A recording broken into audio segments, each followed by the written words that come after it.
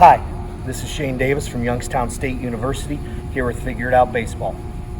Thanks for joining me for part 3 in my series on proper catch play.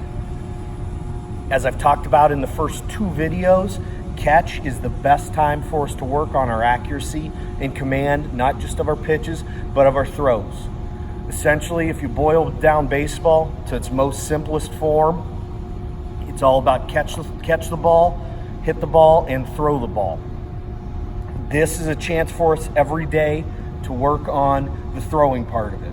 Whether we're playing shortstop, catcher, outfield, or on the mound, accurate throws are paramount to our success as a baseball player. The first 2 videos dealt with our wrist flips and our rocker throws, and those took us back to about our mound length. So for a high school college player, 60 feet. For Pony League, 55. For Little League, I believe is 45. And working back in, depending on our age, skill level, and league that we are playing in. Today we're going to talk about walking wind, which we are going to take from a couple feet short of our mound level. So for a high school and college player, we will start this at about 58 to 60 feet. Maybe 55 to 60 feet. Moving in, working with a 55-foot mound for a Pony League player, we would start at about 50 feet to 55 feet with our walking winds, and we will take this back to about 20 to 30 feet past our mound length. So for a high school player, it would be between 80 and 90 feet, and so on and so forth, moving back in. As I talked about in the first video, standing up, which was our last video on rocker throws, as we work back playing catch, we want to gain about 5 feet for every 3 throws. And it is important to remember that as we work back, we are getting our arm loose, so we do not have to throw, and we do not want to throw as hard as we can. We want to get a little bit of air and just get accurate throws. As you get loose, you can firm it up a little bit, but you do encourage players as they're working back to get some air under it and really stretch their arm out. So the rocker throw is the pitcher's version of a positional throw. If you're a catcher, you would start here from a squat. If you're an infielder, you would start from here. Outfielder might be catching, but the pitcher part, we're going to go through a walking wind. This walking wind is designed to get us with all of our momentum moving towards our target on a line and get a little bit of rhythm and energy into our throws.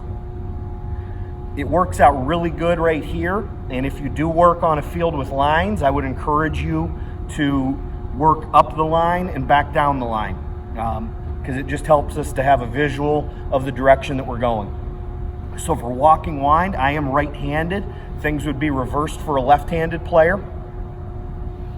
We're going to start, as always, 4-seam grip, ball in hand, hand in glove, glove at chest. A couple coaching points here. We do want ourselves to get some leverage over the rubber. So by that, I mean if I'm standing here on my rubber, I want my front foot to get over the rubber, which would have a little bit of a spin in my body.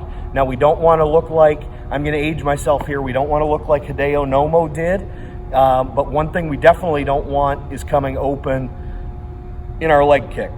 So a good point would be to work on and think about showing your front hip pocket to your catcher.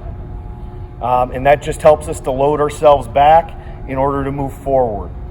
Another point, as always, we want to have ourselves high front side to get some leverage on our throws in order to help us get down. And one last thing is, as you feel your body want to go forward, allow it to go forward. A problem that a lot of guys run into is they think too much about the mechanical stuff, and they end up leaving a little bit in the tank rather than just allow themselves to go. And this is a good drill to help us get that feel.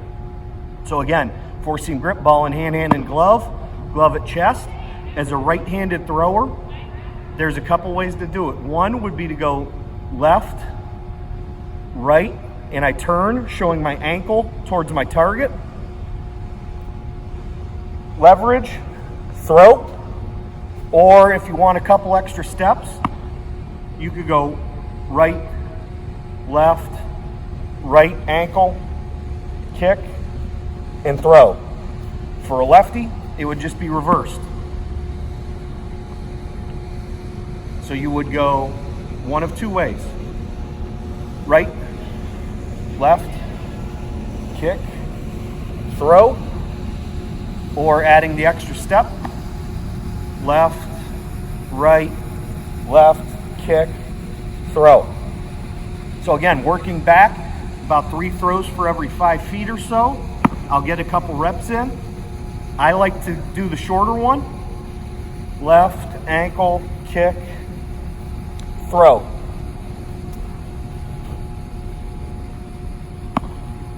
Left, ankle, kick, throw. Now more at game speed, more at realistic speed, I'm going to allow myself to move forward and allow my body to go. Left, right.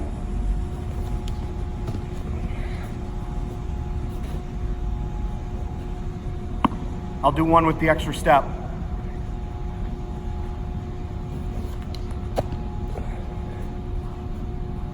Now, one other thing, it is okay to take big steps because again, the goal of this drill is to gain ground and get momentum moving towards a target on that straight line. So it's okay to over-exaggerate and take bigger steps than take small ones. Thank you for joining me on Walking Windup. Please join me in my next video for Shuffle Shuffle.